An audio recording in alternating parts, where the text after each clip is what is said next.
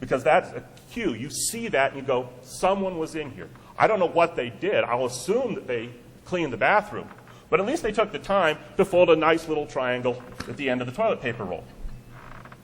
But it's that kind of cue. It's that emotional state. It's that unconscious sensory observation that says, hey, yeah, I know this room is clean.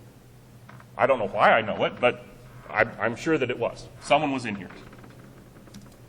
Now, marketing begins and ends and is centered on your target market. Okay?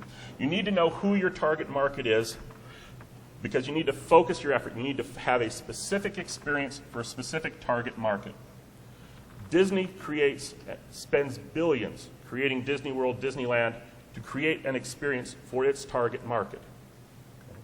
And granted, this target market brings along other consumers, like their parents. But the idea is that Disney knows who they are aiming at, who they're aiming their products at, and they channel that with a very specific message. You cannot create a generic experience that works for everyone. The other thing about knowing your target market is that once you have identified who your target market is, you know how to follow up with them. You know how to get a message back to them that says, thank you, that understands that we are now entering a dialogue, we're building a relationship. And follow-up is important. This only works if you follow up. 70% of business is lost because businesses fail to follow up. So in my instance, when I first started out, I would have an initial consultation, and then I'd wait by the phone hoping they'd hire me. And a lot of times I didn't get hired. Why? Because I didn't follow up. I did not send out a thank you letter right after that initial consultation saying, thanks for coming in. I would appreciate your business. I then didn't send out, a couple weeks later, I wouldn't send out a follow-up letter saying, are you still interested in hiring me? And a few weeks later, I would forget to send out a letter saying, well, I'm sorry you didn't hire me or you decided not to hire me. If you need a referral to another attorney, please contact me and I'll be glad to provide one. But this, by not following up, by not getting my name in front of them multiple times, I was losing business because I was not staying top of mind. So it all starts with a plan. Okay? Any marketing cycle starts with a plan. And marketing is circular. It's cyclical. It is not a linear process. You start at one point and you just keep coming back and back and back and going through this. But it starts with a plan. It means knowing what you want from this marketing campaign. In other words, do you want more clients? Do you want more profit?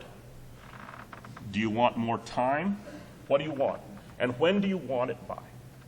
Okay? It also means identifying what your clients want. Okay? Not just in terms of the solutions to the problems they're bringing you, what solutions you're going to provide them, but what do they want in order to feel comfortable buying from you as opposed to someone else? So what experience are they going to value? And then finally, what is going to make you different? Why should they purchase from you rather than some other firm?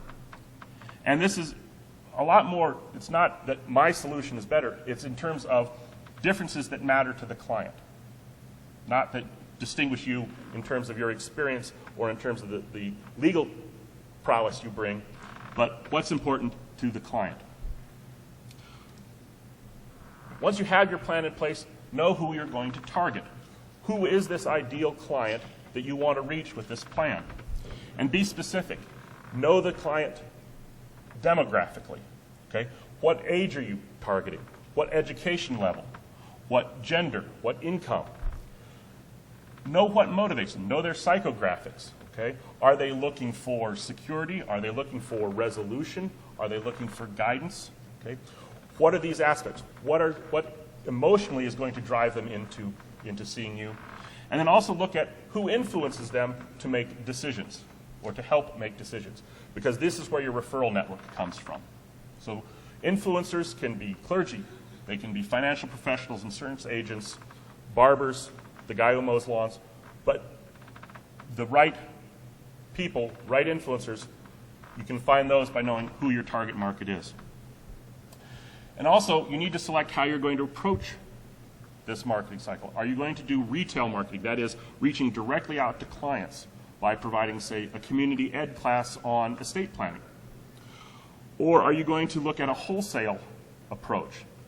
You're not going to talk to clients, but you're going to reach out to their influencers and build that referral network. Retail is good for fast turnaround. Wholesale is good if you're wanting a long-term and are willing to build a long-term relationship. Now you have to attract them. So you need to reach out to this target market, whether it's your ideal client or the referral network, and communicate to them the problems you solve. Okay? And the solutions you provide and who you provide them to. And the trick is knowing that your message has to be relevant to the people you talk to. So there's no one-size-fits-all elevator speech. And when you reach out, your message, again, think about the total experience you're providing. Your message needs to be consistent across all the media you use. So you want to look at using similar color schemes, similar fonts, similar typography, across everything, all your contacts. Because now you're using your brand, this idea of this is the image you want to project, to invoke a remembrance of a good experience. Okay?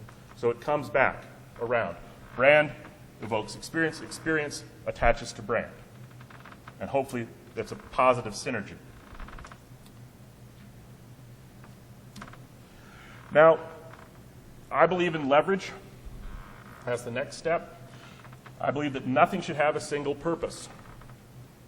So I reuse, recycle, and reword as much as I possibly can, mostly because I'm lazy. So when you think about things, you have to buy pens for your office. Don't go out and buy a box of Bic pens. Invest in pens with your firm name and telephone number on them. Encourage people to take these pens from your office. I try to lose a pen a day.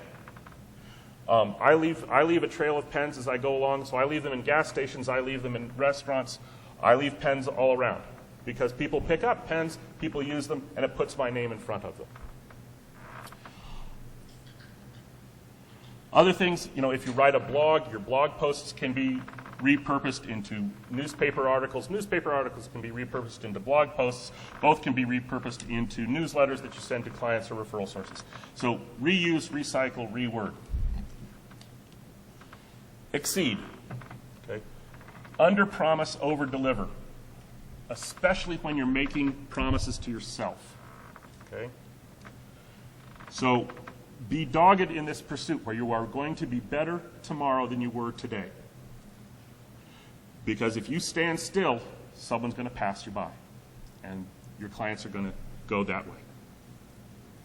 And finally, solicit. Always ask for referrals. So if any of you need a lawyer in Minnesota, I would appreciate the referral. But ask for referrals, because if no one knows you're looking for business, how will they know to send you business? And when you ask for referrals, don't forget past clients. Oftentimes we overlook our client database as a source of possible referrals. And so we lose out on that opportunity.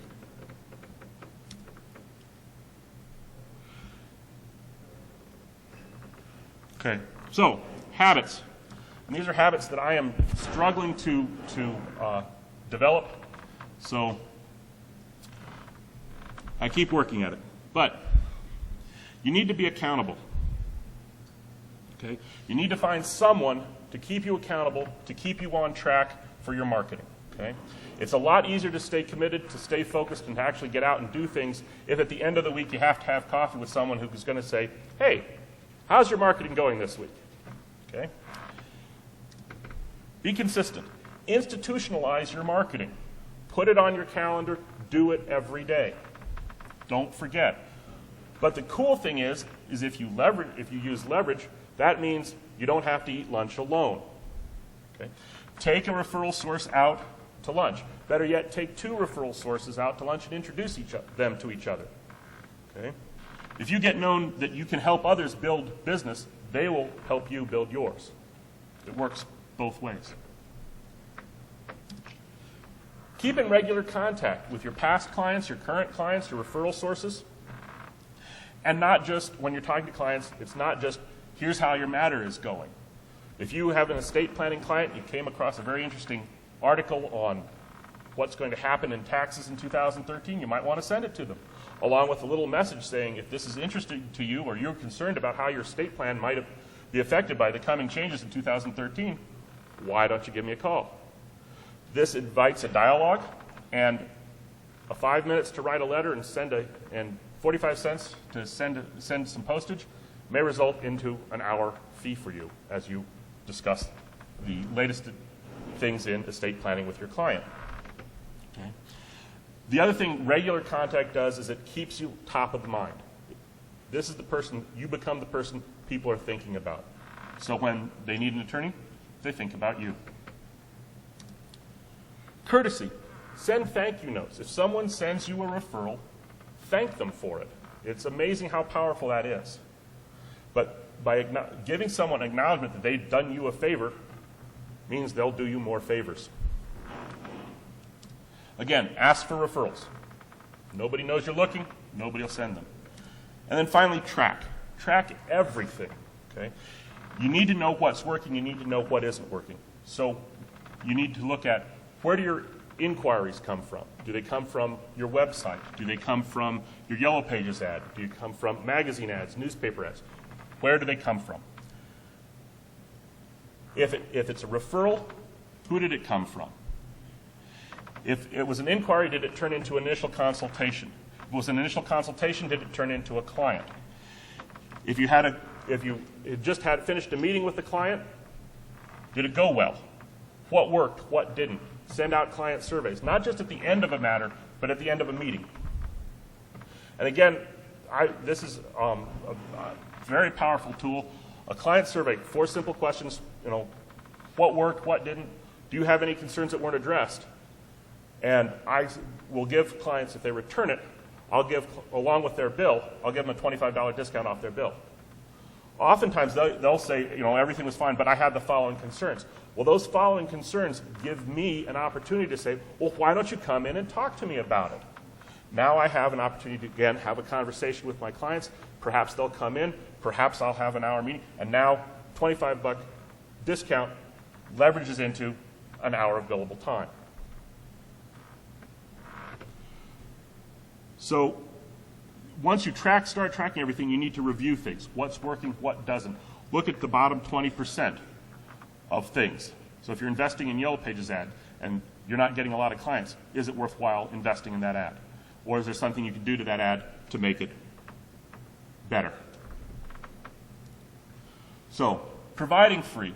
Okay, so this is, I'm going to look at the various forms of media that you can get your message out by. And the first starts with your website. Websites are practically mandatory.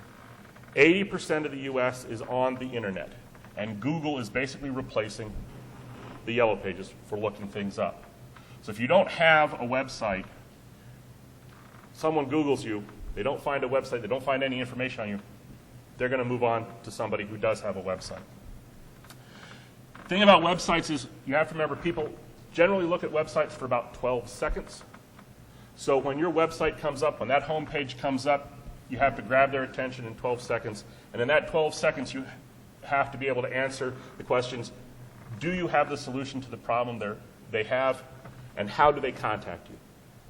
How do they get that solution? What is the next step they have to take? Okay. So your website, that first page or whatever page they land on, when they Google, I need a lawyer to do DUI in Rapid City, and that pops up and they land on your page, does that tell them, does that give them what they need to know and how to get it from you? If you have a website and it's static, think about incorporating a blog into your website. Blogs are dynamic content. Ideally, you post about 500 words a month, and that keeps your website fresh, and search engines like fresh. Static websites drop in their search ratings, search page rankings. But blogs are more than just good for your search engine placement. Blogs allow you to demonstrate an expertise, and it allows you to answer questions that clients are likely to type into Google.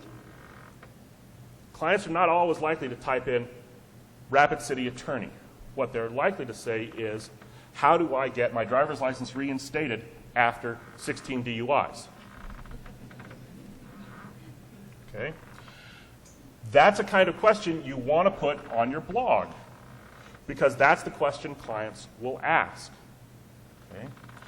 So think about that. Think about these long-tailed search queries and how you can answer them with your website and get into the client's search. One word on social media. It's great. It also eats your time. So if you're going to use it, use social media to drive traffic to your website. Be careful. Choose your social media correctly. Remember who your target market, who your ideal client is, and use the social media that they will access. Okay? So if your ideal client, you want to do elder law, and you're looking at your ideal client being 75 years or older, it's unlikely you're going to find them on Twitter. You may find them on Facebook because that's where the grandkids are. So when you think about social media and where you're going to be involved in it, remember, fish where the fish are. Newsletters are a good way, again, to keep in regular contact with your clients. And their services, electronic newsletters, are very easy to distribute. You don't have to pay for postage. And there are services like MailChimp that don't cost you anything, but they provide very nice templates. They provide a very nice subscription list. They provide the services to opt in and opt out as the recipient wants, and they'll distribute your e-newsletters for you. But don't get carried away with e-newsletters. I have a very good financial advisor, and he sends me an e-newsletter every Tuesday. This is great. I know he's thinking about me. I know he wants my business. I know he's working hard for my business. I don't have time to read an e-newsletter on the stock market every Tuesday. So he gets either deleted or shoved into my, well, I'll read that later stack. But basically, it gets put aside. And he's losing an opportunity for me to contact him because I'm just being overwhelmed with the information. So if you look at newsletters, if you consider newsletters, think quality rather than quantity. You want it to keep it short and focused, and you want at the bottom of it to have a little link that says, click here for more information, or click here to talk to me about whatever the topic was. Okay? But keep it focused. If you can read it in 3 minutes, that's great, and it'll work pretty well. Your email is also a marketing tool. It's not just a way of communicating, but it's a marketing tool. And you should consider branding your email and treating it like electronic letterhead. And there are a number of services out there that will design and create electronic letterhead for you. Now, I know that Outlook and Apple Mail have all these great templates that allow you to put together something that looks like stationery and send it to people. And that's really cute. But what you're sending them is basically a web page. You're sending them this big glob of information. You're sending them formatting code. You're sending them whatever the nice little picture in the background that makes it look like paper is. You're sending them your email text, a whole bunch of stuff. You're probably sending them a disclaimer at the bottom saying, whatever. But this is a big glob of stuff going through the email system all at one time.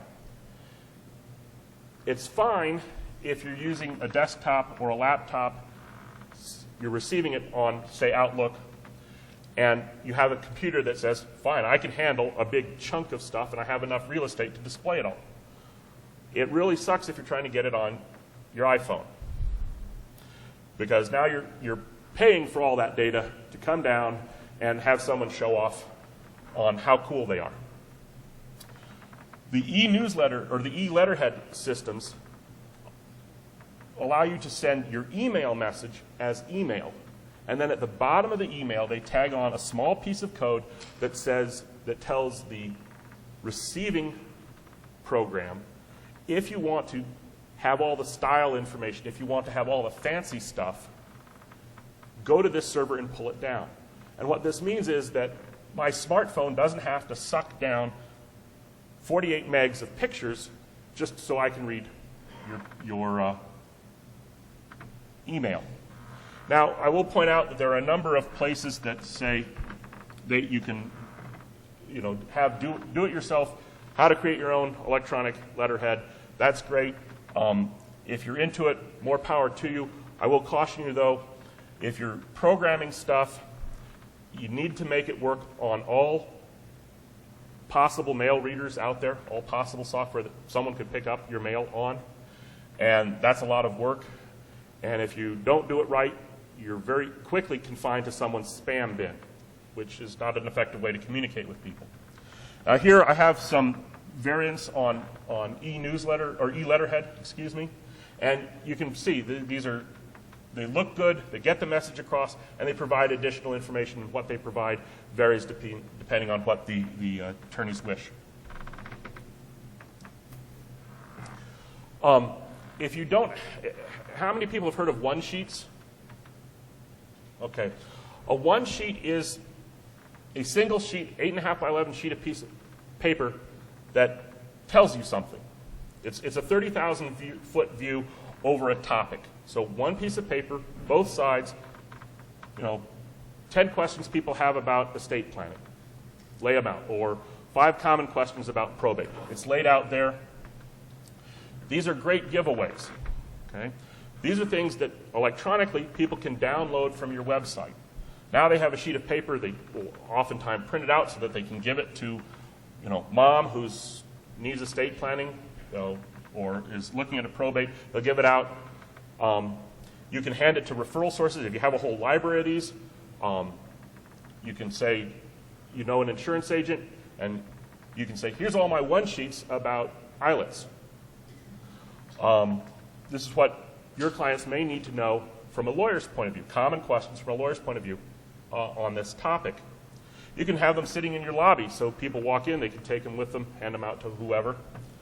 The trick is you want it to be a 30,000-foot view, easily read, common English language, and subtly branded. Okay? This is not Cameron Law's 10 things you should know about probate. This is 10 things you should know about probate. And the last paragraph is, for more information, contact Cameron Law. Why do I want it subtle? Well, I want it subtle because when I hand this to, say, an insurance agent, this packet of sheets to an insurance agent, I want them to give it out. And they're more likely to give it out if they can say, here's a sheet, and they're not specifically advertising my services, so that it's a subtle way of passing my information along. Think of it as an 8.5 by 11 sheet of business card. I like to use my intake form as a way of marketing. Your intake form, I send out for my estate planning. Someone calls me, they want to do estate planning, I send them out an intake form. Someone wants a collaborative divorce or mediation, I send them out an intake form. Then they come back in for a meeting, initial consultation. I have some information so we can begin a conversation. So your intake form, or at least for me, my intake form is often the second or third contact someone has with my firm. And so I want my intake form to market for me. I want it to be representative of my firm. So I want it to be easily filled out. I want it to explain what information is needed, what level of detail I need at this point. It should be attractive. It should flow in a logical fashion. So if your intake sheet is more reminiscent of a 1040 form, you might want to consider rewriting it. And it should match everything else. And I also include it as part of a client welcome kit. Okay? The reason I developed a welcome kit is because I'm going to ask someone to spend hundreds, if not thousands of dollars on me, on my services.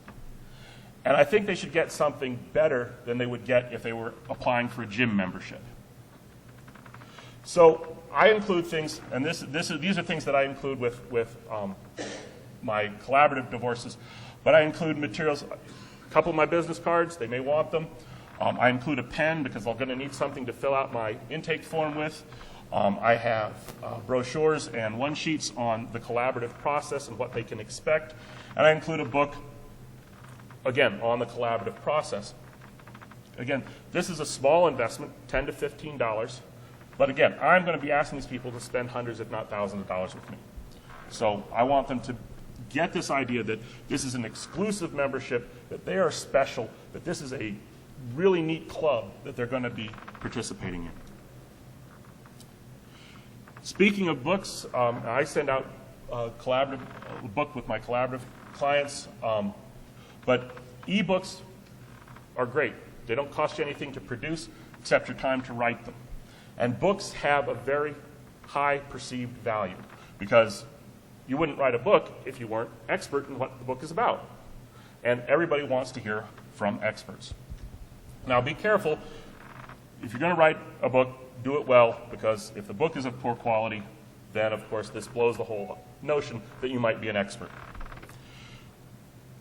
There's print-on-demand or self-publishing systems out there now that allow you to turn ebooks into physical books. So now you can, for a low cost, actually take your ebook that may be downloadable from your website, turn it into a physical book, and hand it out to clients as part of a welcome kit.